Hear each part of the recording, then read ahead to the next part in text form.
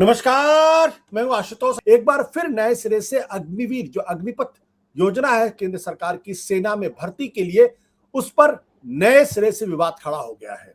विवाद ये खड़ा हुआ है कि दरअसल अग्निवीर के रिक्रूटमेंट को लेकर जो क्राइटेरिया दिया गया है उसमें जाति का प्रमाण पत्र भी मांगा गया है। इसी को लेकर विवाद शुरू हुआ है, क्योंकि सीधा आरोप यह लग रहा है कि दरअसल आप अग्निवीर में सेना में भर्ती में जाति को जो है एक खास नजरिए से देख रहे हैं। इस पर हम करेंगे बातचीत, जानने की कोशिश करेंगे दरअसल इसमें सच्चाई कितनी है, कितनी सच्चाई नहीं है। हमारे साथ इस वक्त कुछ खास मेहमान, हमारे साथ भारतीय जनता पार्टी के प्रवक्ता अश्विनी शाही इस वक्त हमारे साथ मौजूद है। हमारे साथ प्रोफेसर दिल्ली यूनिवर्सिटी में डॉक्टर लक्ष्मण यादव हमारे साथ मौजूद है। हमारे साथ कर्नल दिनेश नयन है जो रक्षा मामलों के विशेषज्ञ हैं, और हमारे साथ अनुपम है जो युवा हल्ला बोल यानी अनएम्प्लॉयड यूथ, बेरोजगार छात्रों की समस्याओं को उठाते रहते हैं, लगातार उसमें पार्टिसिपेट करते हैं। हमें उम्मीद करें कि थोड़ी देर हमारे साथ आरजेडी के प्रवक्ता फैसल अली भी हमारे साथ जुड़ेंगे। दो जाति और ये धर्म की बात चल रही है। ये इनिशियल भर्ती के दौरान जो डॉक्यूमेंटेशन होता है ये पहले से होता आ रहा है। ये 1949 के बाद से शुरू हो रखा है, और इसका जो बेसिक वजूद है वो सिर्फ इस बात के लिए, दो तीन चीजों के लिए मात्र है। एक तो लड़ाई के दौरान में जब हमारा कोई साथी शहीद हो जाता है, तो अगर हम उसको धर्म का पता है, उसकी जाति का पता है, उसके कहाँ कौन से इलाके से है, तो हम चाहते हैं कि बाकी भाइयों के साथ में मिलके जो उसी तरफ के हैं, उसी जाति के हैं, उसका जो रिचुअल्स है, हम उसका जो अंतिम संस्कार वगैरह भगवान ना करे हमारे के साथी का हो, वो हम करते हैं। दूसरा, जो एक मोटिवेशन फैक्टर बनता है एक टाइप के लोगों के, जैसे हम लोग रेजिमेंट्स बनाते हैं, चाहे पंजाब रेजिमेंट है, गढ़वाल रेजिमेंट है, जाट रेजिमेंट्स है, मद्रास रेजिमेंट्स है, जेकरेफ है, इन सब रेजिमेंट्स के अंदर जनरली तो ये एक वो मोटिवेशन फैक्टर देखा गया था। तो यहाँ जिस प्रकार से पहली बार ये देखने को मिल रहा है कि ये राजनीतिकरण इसका बनता जा रहा है और इसको सदन तक में डिस्कशन होने शुरू हो गए, ये देश के लिए दुर्भाग्यपूर्ण है। ये जितने भी लोग हैं, ये लोग आशुतोष जी सिर्फ और सिर्फ विरोध के लिए विरोध कर रहे हैं। सैनिकों के साथ ऐसा राजनीतिकरण मत करिए, आप लोग उनका मॉरल मत गिराइए। आप लक्ष्मण जी, आई एम वेरी सॉरी, आपके पास थोड़ी देर से आया। ये जो पूरी डिबेट आपने सुनी है, आप तो प्रोफेसर हैं, आप एकेडमिशियन हैं, आप इस डिबेट को किस नजर से देखते हैं? क्या आपको लगता है कि आज भी हिंदुस्तान के अंदर, चाहे सेना हो चाहे कोई और विभाग, वहां जाति प्रमाण पत्र जरूरी है?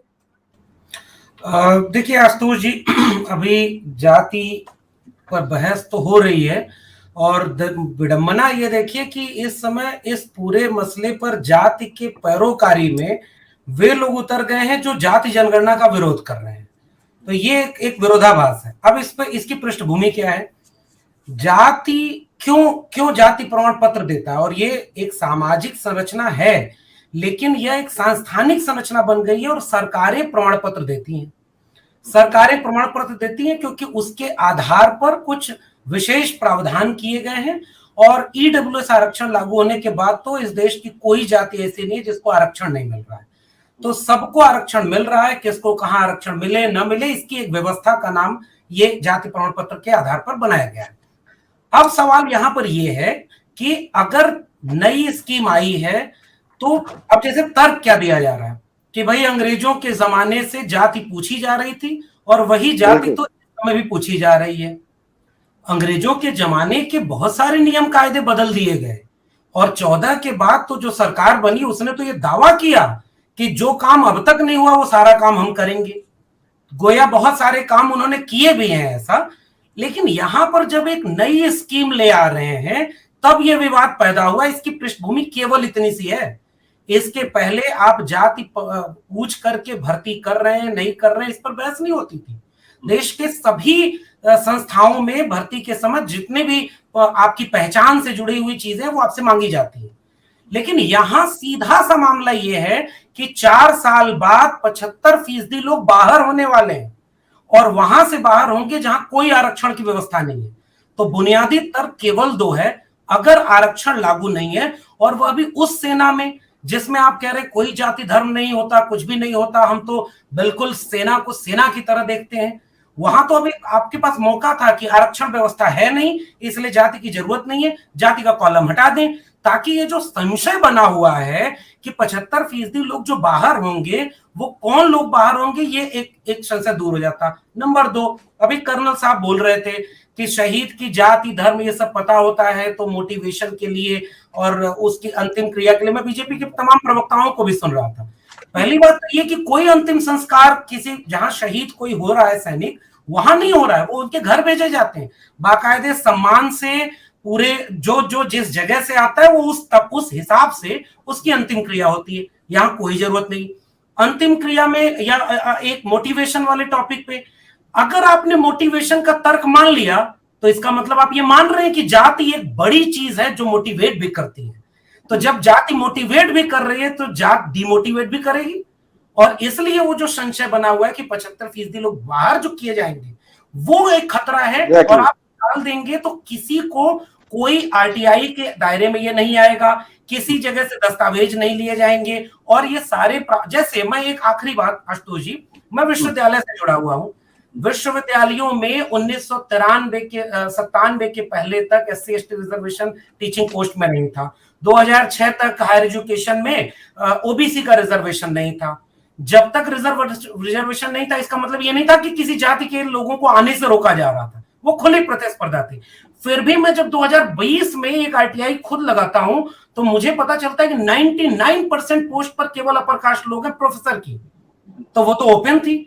इसका मतलब कास्ट सिस्टम एग्जिस्ट करता है और कास्ट के नाम पर भेदभाव जमीन पर। अरे भाई आप दफन पहले जाति देख रहे हो, आप स्कूल जाने के पहले जाति देख रहे हो। उत्तर प्रदेश की बात कर लीजिए, विद्यार्थी जो स्कूल की बच्चियां थी उनके ड्रेस उतरवाए गए, उसमें जाति आई कि नहीं आई। पूरा कास्ट सिस्टम एग्जिस्ट कर रहा है और बहुत विद्रूप रूप से एग्जिस्ट कर रहा है। इसलिए एक नई स्कीम, जिस स्कीम का जो एक नया प्रयोग था वहां ये कॉलम खत्म कर दिया जाता तो लॉजिकल होता। ये अंग्रेजों वाला तर्क तो बेकार है। और आखिरी एक टिप्पणी बस जोड़ दूं आशुतोष जी, राष्ट्रपति के अंगरक्षक चुने जाते हैं। आप गूगल करके देखिए, मेरे पास रिपोर्ट पड़ी हुई है, दो डेटा दूंगा। कारवां की एक मैगजीन, कारवां ने एक आंकड़ा जारी किया है। कास्ट सिस्टम देखिए कैसे काम करता है।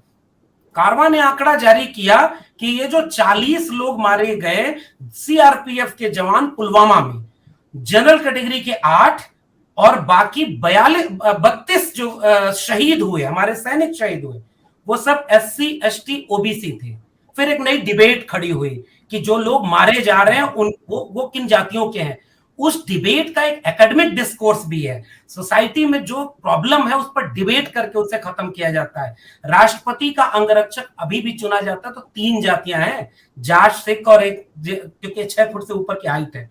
कास्ट सिस्टम कहां एग्जिस्ट कर रहा है। नया भारत, न्यू इंडिया बनाने वाले लोग तमाम बड़े काम कर रहे हैं। एक पहल ये भी कर देते हैं कि हम जाति नहीं मानते। ठीक है, बिल्कुल। कर्नल साहब आपको जवाब देना चाहते, पहले आपके, उसके बाद फैजल साहब जाएंगे, फिर मैं अभी मैं क्या बोलूं आशुतोष आपको कि ये समय आ गया है कि आर्मी के अंदर जो हम लोगों को अपने जवान ट्रेन करने होते हैं, मोटिवेट करके रखना होता है, दुश्मन से लोहा लेना होता है, वो अब हमको अलग अलग संस्था के लोग सिखाएंगे और हम सीखेंगे भी। ठीक है, और जो बैठ करके सिर्फ बोलेंगे, लेकिन अगर मेरे साथ में -40 पे चल के खड़े हो जाए तो मैं इनको पक्का सिखा सकता हूँ कि वहां पे क्या क्या चीज की आवश्यकता होती है।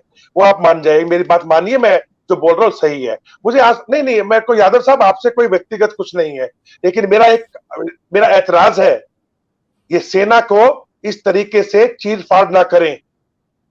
71 हो, 71 हो, 65 हो, 62 हो, 48 हो, कारगिल हो, हर जगह पे इस सेना ने आपकी आन बान शान को बना के रखा है, आपके विचार से नहीं।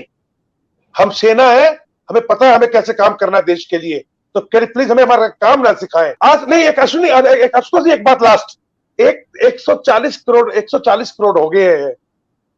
क्या इसके अंदर से आपको क्रीम चाहिए अपने देश की, या सिर्फ भर्ती करनी है, जिसको मर्जी भर्ती कर दिया, या लड़ने वाले लोग चाहिए वहां पे जो फाड़ के रख दे दुश्मन को, वो चाहिए कि क्या चाहिए आपको? लक्ष्मण साहब, जो बात अभी कर्नल दिनेश जी ने कही, आप उसका जवाब देना चाहिए क्योंकि आपने उंगली उठाई थी बीच में। जी, एक टिप्पणी तो आपने कर दी, मैं यही पूरी विनम्रता से कह रहा हूं कर्नल साहब से। और जो बात वो शुरू कर रहे थे, तो हम लोग देखिए साहित्य के विद्यार्थी हैं, तो हम लोगों को कई बार बहुत गुस्सा, बहुत डराने लगता है, बात भी बहुत सौम्यता से करने का मन होता है। तो मैं कर्नल साहब बहुत सम्मान के साथ आपसे कह रहा हूं एक बात कि सेना को कोई ऐसी चीज बिल्कुल न मानी जाए कि जिस पर बात करने का एक ही लाइन है कि केवल उसकी वीर गाथा गाते रहिए, चलो -40 डिग्री पर, चलो यहां पर, चलो मरने दिखाते हैं। मैं इससे सहमत नहीं होता, पूरे सम्मान के साथ कह रहा हूं। मैं ये मानता हूं, मैं अपनी कक्षाओं में जब पढ़ाता हूं तो मैं एक बात कहता हूं कि जितनी भूमिका एक राष्ट्र के बनने में सैनिक की है, उतनी किसान की भी है, उतनी मजदूर की भी है, उतनी श्रमिक की भी है। एक ठेला चलाने वाले, रेहड़ी पटरी चलाने वाले की भूमिका कम में नहीं आता। कोई शहादत दे रहा है, उसका सम्मान, लेकिन दूसरे के हिस्से का सम्मान लेकर के हम किसी को गौरवान्वित करें, माफ करिएगा, ये हम न पढ़ते हैं न पढ़ा पाएंगे। उपदेश देने की कोई बात नहीं है, हम लोग तो एक बातचीत कर रहे हैं। मेरी राय मुख्तलिफ हो सकती है, आपकी राय मुख्तलिफ हो सकती है। मसलन अभी आपने कहा मोटिवेशन वाली बात पे कि लड़ने वाले लोग चाहिए, वहां कुछ और इशारा किस तरफ था? सेना, आप आइए मेरे पूर्वांचल की तरफ दिखाऊं, सुबह 2 बजे 3 बजे से उठ करके जो लड़के दिन रात मेहनत कर रहे हैं, किलोमीटर भर दौड़ते हैं, वो आंदोलन कर रहे थे, साहब भर्ती निकालो। भर्ती निकल गई तो उन्होंने कहा कि साहब ये 4 साल वाला हमें टेम्पररी नहीं चाहिए। कहां सुना आपने उनकी बात? वो तो कैपेबल है, और कैपेबिलिटी वो टेस्ट करके भी भर्ती होंगे, वो किसी भी आरक्षण या उस तरह से चीजों से भर्ती नहीं होते। तो जो भर्ती हुआ है वो तो लड़ने के लिए हुआ है। नंबर तीसरी बात, क्या यह तर्क उस दिशा में नहीं जा रहा है जो रिजर्वेशन के खिलाफ दिया जाता था कि हमें तो मेरिट चाहिए? कहीं विश्वविद्यालय में प्रोफेसर भर्ती हो गए जाति देख करके तो विश्वविद्यालय चौपट हो जाएंगे? नहीं साहब, इस देश के हर नागरिक में मेरिट है। ये मेरिट की पूरी डिबेट, जिस जगह जैसी क्षमता चाहिए उसकी इम्तिहान होते हैं, इसके लिए अलग से मोटिवेशन की जरूरत नहीं। आखिरी बात, मैं केवल ये कह रहा हूं कि आपने तो पूरी बातचीत कर दी और आपने बढ़िया किया अश्विनी शाही जी को कटघरे में खड़ा करके कि भाई आपने भी धोखा दिया है। मैं एक बात कह रहा हूं कर्नल साहब, सेना ने नीति नहीं बनाई, नीति सरकार बनाती है। लेकिन डिफेंस करने के लिए टीवी पर किसको बिठाया गया? सेना के प्रमुख अधिकारियों को। क्या ये पुलिटिसाइजेशन नहीं है? राजनीतिकरण नहीं है? सेना को आगे कर करके क्या क्या नहीं हुआ। सेना के लोगों को चिंतित नहीं होना होगा। मैं विषयांतर नहीं जा रहा हूं, वरना यहां विवाद हो जाएगा आशुतोष जी। सेना पर आदिवासी इलाकों से लेकर के पहाड़ी इलाकों में क्या क्या आरोप लगे, हम नहीं उस पे जा रहे, लेकिन अगर सवाल इस देश में उठ रहे हैं नॉर्थ ईस्ट से लेकर के आदिवासी इलाकों पर, तो बहस तो एक लोकतांत्रिक देश में उस पर होगी। जैसे लेटरल एंट्री पर भी बहस होनी चाहिए, वैसे अग्निवीर पर भी बहस होनी चाहिए। एग्जैक्टली। मैं प्रोफेसर होकर के अगर लेटरल एंट्री से प्रोफेसर बनाए जाने के डिफेंस में खड़ा हो जाऊंगा तो मैं सत्ता का व्यक्ति कहलाऊंगा। मैं अगर आईएएस बन करके लेटरल एंट्री से 340 आईएएस बनाने का डिफेंस करूंगा तो मैं सत्ता का आदमी कहलाऊंगा। वैसे ही अगर मैं सैनिक होकर के अग्निवीर का पक्ष ले रहा हूं तो मैं सत्ता का पक्ष ले रहा हूं। मेरा कहना केवल इतना है। और आपने आखिरी में कर्नल साहब, आपने मेरी सहमति दर्ज कर दी। हम यही कह रहे हैं, आप एक नया प्रयोग कर रहे थे, अब कास्ट का कॉलम हटा देते, विवाद खत्म होता।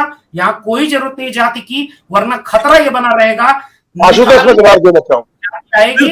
और आखिरी टिप्पणी केवल आशुतोष जी, बस जाते जाते, ये बीजेपी के लोग आज कह रहे हैं कि 200 साल से ये हो रहा था, वो हो रहा था, अंग्रेजों के समय से।